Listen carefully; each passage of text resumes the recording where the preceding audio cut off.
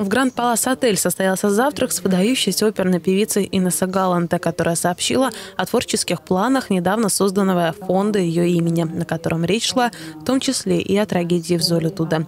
Это невозможно понять и принять, но это так. Но надо жить дальше, зная, что именно духовные ценности помогают воспрять душой и продолжать жить дальше, дарить друг другу радость, дружбу и любовь, сказала Галанте.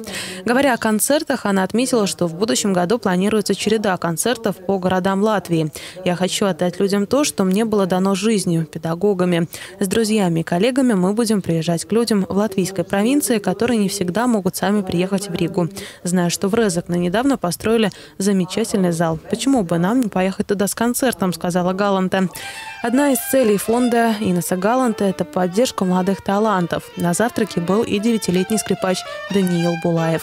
Недавно в Вильнюсе он, совсем еще малыш, исполнил труднейший концерт Макса Бруха. Это поразительно, восхитилась певица. Уже 21 декабря Инесса и ее друзья выступят с традиционным рождественским концертом в Домском соборе. Концерт называется «Рождественская прелюдия». В нем принимает участие выдающийся латвийский органист Айвар Каллейс, меццо-сопрано из США Бонита Хьюман, живущий сейчас в ФРГ виолончелист Роман Яффе, латвийский контратенор Сергей Егерс, молодой скрипач Даниил Булаев, хор мальчиков в музыкальной школе имени Язепа Мейденя и сама Инесса Галанте.